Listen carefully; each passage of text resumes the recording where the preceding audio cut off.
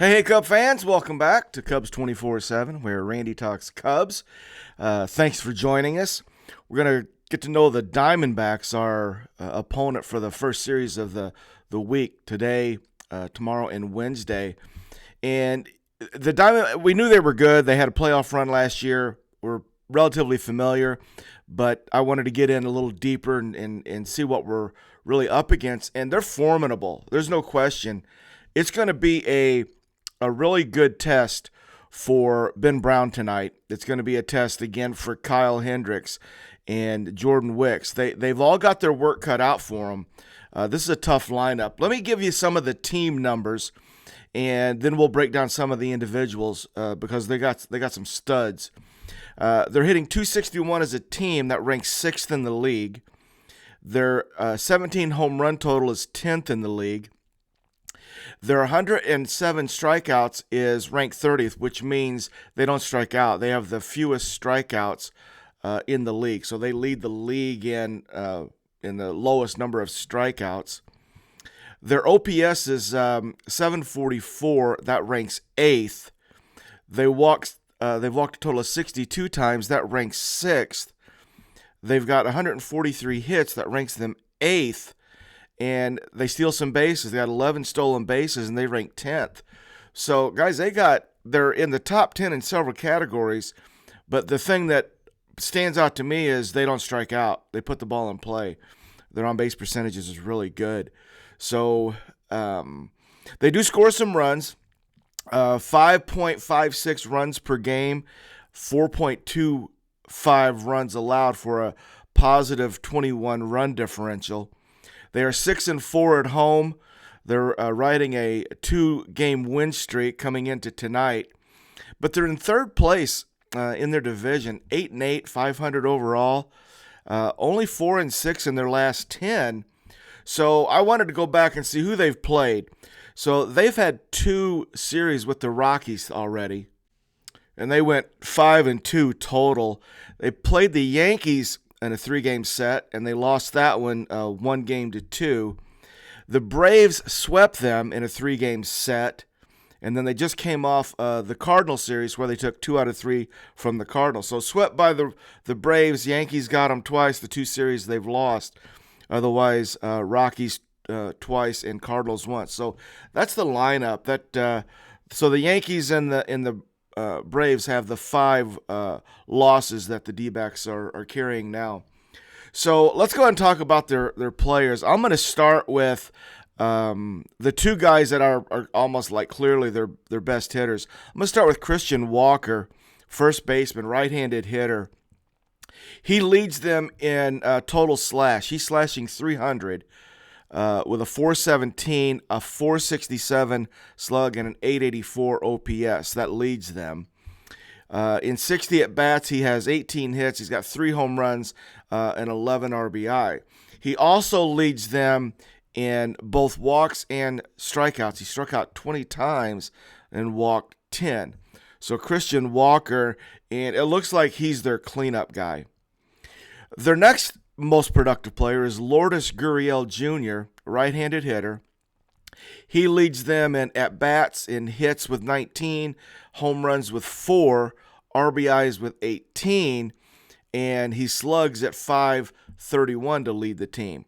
He's hitting .297 with a .348 on base and his .879 slug. So Gurriel is in the 3-hole usually. So it's those 2 guys right there in the middle, the heart of their lineup. They're 3 and 4 are their largest run producers.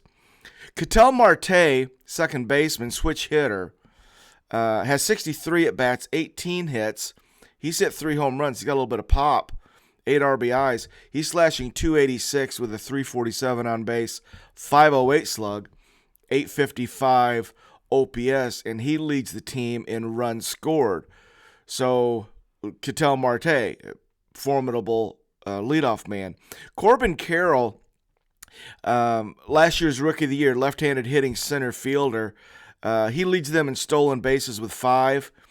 His slash line isn't great. It looks like he might be just a touch down from where they hoped he'd be. He's hitting .233 with a .333 on base, just a .317 slug, .650 OPS. Center fielder Corbin Carroll.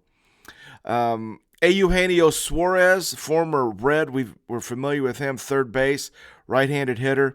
He has 58 at-bats, 15 hits, 2 home runs, 12 RBI. Strikes out a little bit, 18 Ks, 259 average, 313 on base with a 414 slug, 727 OPS. The next is catcher Gabriel Moreno, right-handed hitter, 43 at-bats. He's slashing 256 with a 347 on base, so he gets on base too, 372 slug, 719 OPS. So that's good. Their shortstop Blaze Alexander in 35 at-bats has 10 hits. He's hit 2 bombs, 286 average with a 359 on base, 457 slug with an 816 OPS. Their right fielder Jake McCarthy in 29 at-bats. He's left-handed hitting Jake. 8 hits, 4 RBIs. He's hitting 276 with a 300 on base, 379 slug, 679 OPS. So it just kind of goes on and on with high averages, high on base, run production. Jock Peterson, who we know he DHs for him, check Jock. Jock's got 26 at-bats, 9 hits. He's hitting 346, 471 on base with a 423 slug. He's got an 894 OPS. Jock Peterson. And he's walked 7 times, no Ks. Jock. I liked him. He's funny. They've got a couple other guys that are, I think, notable. They don't play much, but Tucker Barnhart's with them. So 12 at-bats for Tucker, 3 hits. He's got a home run. The Alec Thomas. Alec was a sort of a star for them in the playoffs last year. He's got off to a little bit of a rough start. Only 14 at-bats, just 3 hits, hitting 214. And right fielder, right-handed hitting Randall Kachuk is 20 at-bats, just hitting a $150. So, I mean, it's a lineup. You look at it and you're like, wow, they go 1 through 6 or 7. They're gonna hit the ball. They're not gonna strike out. So, and they've got pop. It's pretty formidable. So, Ben Brown and Kyle Hendricks and Jordan Wicks have got their work cut out with this Diamondback lineup. So we'll have to see what happens. Let's get into the pitchers. According to the Diamondbacks depth chart, we're going to be facing their number 2, number 4, and number 5 starters. And they have pretty good lines. Let's start with what we've got on Monday. We got Merrill Kelly going. He's right-handed pitcher. In his 3 starts, he's thrown 19 2/3, giving up 14 hits, 5 earned runs, struck out 16, and just walked 4. Just giving up 2 home runs, ERA at 2.29, sub-1 whip at .92, and an average against of 209. So he strikes out. He's got command. Those are pretty good numbers for right-hander Merrill Kelly. On Tuesday, it looks like we've got left-hander Tommy Henry.